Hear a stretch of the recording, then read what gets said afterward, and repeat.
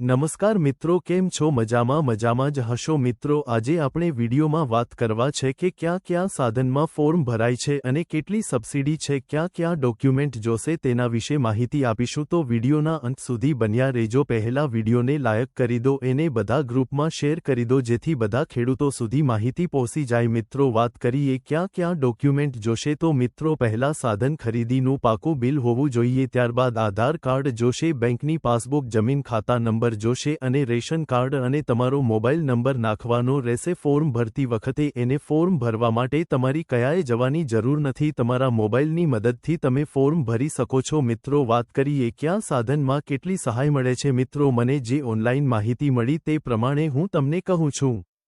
મિત્રો વાત કરીએ ઝટકા મશીનની તો તેમાં 50% મળવાપાત્ર છે। ત્યારબાદ વાત કરીએ સ્પ્રે પંપ, 50% સબસિડી અથવા 3000 અને જો મોટો પંપ લ્યો તો વધારે પણ મળી શકે। ત્યારબાદ વાત કરીએ પંપ સેટ અથવા ડીઝલ એન્જિન। મિત્રો તમે આ બંનેમાંથી કોઈ એક ખરીદી કરી શકો એને મિત્રો આની સબસિડી એના ઉપર નક્કી કરાય કે તમે કેટલા હોર્સપાવર એન્જિન કે મોટર લીધી, 75% સબસિડી અથવા 33525। ત્યારબાદ વાત કરીએ પલ્લાવની, જેને આપણે સવડા પણ કહીએ, તેમાં મિત્રો 50% સબસિડી છે। ત્યારબાદ વાત કરીએ ઓટોમેટિક વાવણીઓ એટલે કે ઓરણીની સબસિડી 40% અથવા 22400 સુધી। ત્યારબાદ સનેડાની વાત કરીએ તો મિત્રો સનેડામાં 30000ની સહાય મળશે અને મિત્રો આ ઓનલાઈન માહિતી મળી તે હું વિડીયોમાં જણાવું છું। ત્યારબાદ વાત કરીએ પાવર થ્રેશર એટલે કે ઓપનર, તેમાં મળવાપાત્ર સબસિડી તમારું કેટલા એચપી ટ્રેક્ટર છે તેના પર આધાર રાખે છે। ત્યારબાદ વાત કરીએ ટ્રેક્ટર, તો તમે કેટલા એચપી ટ્રેક્ટર ખરીદો તેના પર આધાર રાખે છે। હવે મિત્રો વાત કરીએ કાંટાવાળી વાડ એટલે કે તાર ફેન્સિંગ, જે મિત્રો રોજ અને ભૂંડથી પાક બસાવવા વાડનો ઉપયોગ કરતા હોય છે, પણ મિત્રો તમે ઝટકા મશીનની સબસિડી લ્યો તો આમાં સહાય નથી મળતી, આમ 50% જેટલી સબસિડી છે।